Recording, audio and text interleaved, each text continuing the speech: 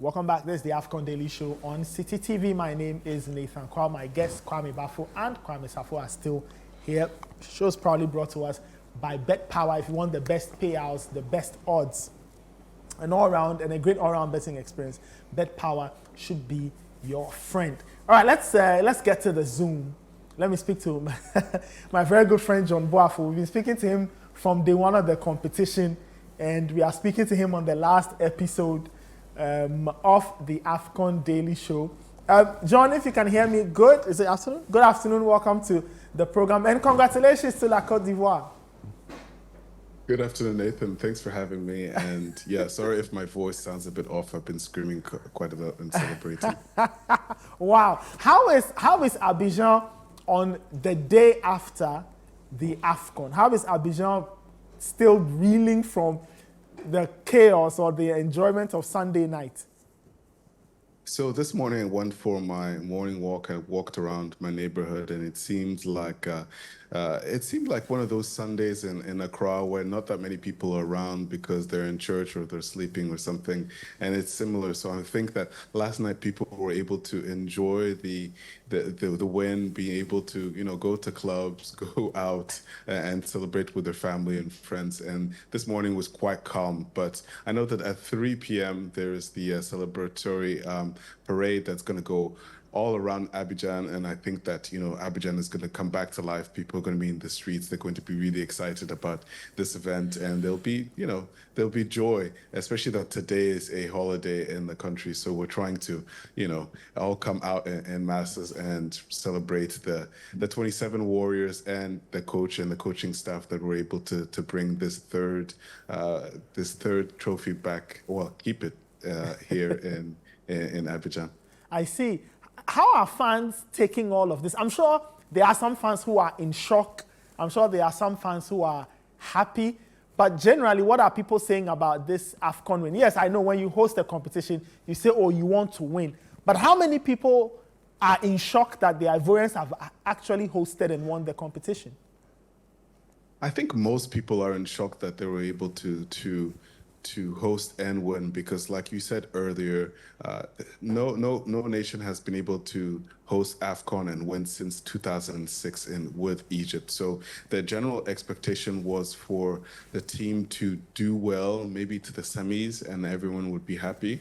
But game 2 and game 3 were disastrous, and so people kind of had lost hope until they beat this Senegalese team, and then basically the resurrection of Les Éléphants was in full effect. Yesterday, on my way to the stadium, I took the bus, and we were about maybe 50 people in the bus, and people had this certain level of expectation that at least to see 11 warriors on the pitch give their all to try to win the game. And even when they conceded that first goal, the header from Trust Ekong, it seemed like it was inevitable that this Les Éléphants team would still come back and win. I was there with a couple Nigerians, sitting next to a couple Nigerians, and one of them on the bus was telling me that he had actually bet for Nigeria to win the whole tournament, but seeing the vibe before getting to the stadium, and then when he got to the stadium, he changed his bet, and he said that, okay, Nigeria would probably win the first half, but overall, this Ivorian team would win. So he goes home with a little bit more money in his pocket, but yeah, he made a wise choice. Nigeria, definitely a wise choice. I see. John, I mean, it's you've experienced the competition from start to finish. When you speak to people who are the standout performers from an Ivorian perspective, which names are still on the lips of the fans 24 hours or so after the competition has ended?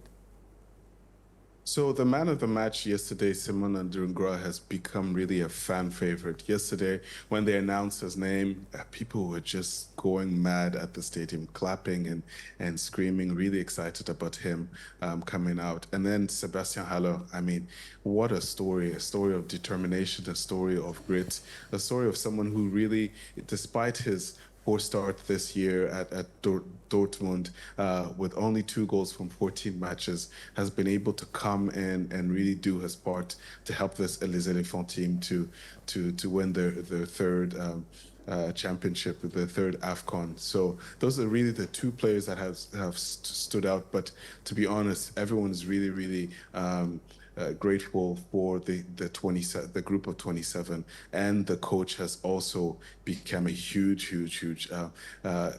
fan favorite. Regardless of whether or not he's able to sign as the full-time coach, I think that he'll still stay as a legend in the game, because 4 games that he managed, and in 4 games he's able to win the AFCON. We know of other coaches that have managed far more games than that and even come close to winning the AFCON. So, a chapeau to him and to the rest of the team as well. I see you mentioned that there would be a parade later today. Have you heard anything on a reward, like prize? I mean, what are the players getting for winning this competition? Have you heard of any nice packages that President Ouattara will be giving to these gentlemen? So I haven't heard about anything like that, but I'm sure it's something that is standard practice. But it's funny though, because it really hasn't been much of the conversation. The conversation hasn't really been about extrinsic rewards, money or lands or cars or all that kind of stuff. It's really been about been ensuring that they do the best that they can to make the country very proud. So I know that as a winner of the AFCON, they'll win about 7 million that will go to the FA. How much of that is going to go to the players, I'm not sure. But I think at this point, the players kind of don't care. They're going to be legends, especially players like Aurier and Max Alain Gradel. I mean, winning AFCON twice is something that is legendary, and we'll always remember it. Safo, it's a shame that you had to go back to Ghana and you weren't able to experience this historic moment in Ebimpe last night. Wow. Let's talk about the competition on a whole. You went to practically all the Cote d'Ivoire games. You saw a lot of the Ghana games. You've been around the country. What do you think this AFCON does to Cote d'Ivoire in terms of image, profile, and what consequences will there be? Will there be social impact? I mean, just talk to us about what this AFCON will leave for the country of La Cote d'Ivoire. I think more than economically, the people of La Cote d'Ivoire are going to be in a good place. Because if you look at as recent as 2010, there was conflict in the country, and that led to a level of confusion, a level of discord in the country that you really don't want to see within the region. But in that short amount of time, they were able to win in 2015 and now win again in 2024. So that's one of the positive impacts they're going to have. But then looking on the economic side, the investments that were put into the infrastructure, the investments that were put into the stadiums is something that will be somewhat of a legacy for this President Ouattara. People online today were joking about how the president should probably just run and stay for a fourth presidency as well. So people have a love for the leaders, a love for the FA as well, and then also a love for the players, because you could see it. There was a huge connection between the fans and the players. The fans understood the assignment that they had. They had to be there as a 12th man, to be screaming, to be supporting the team in times where they were struggling a bit, and they were able to get that done. And in the end, everyone is going to be out tonight. Well, they were out yesterday, but they'll be out today at 3 p.m. to be able to celebrate this heroic team. All right, just finally, John, you've seen a lot of things in this competition. What will be the image that stays with you forever and ever in relation to the 2023 AFCON?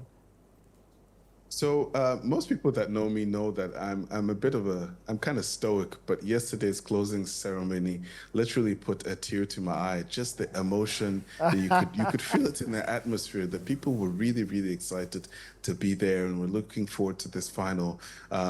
Everything from from the beginning to the end of this closing ceremony was just on point. And so that's probably one of the things that I'll remember, that final day, from the closing ceremony to the epic match, that 2-1 victory, to people just celebrating in the streets and being visibly really, really happy.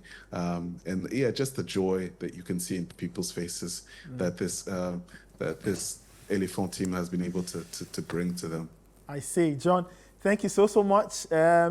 Félicitations aux éléphants. Ils sont les nouveaux champions de AFCON. Et félicitations à toi.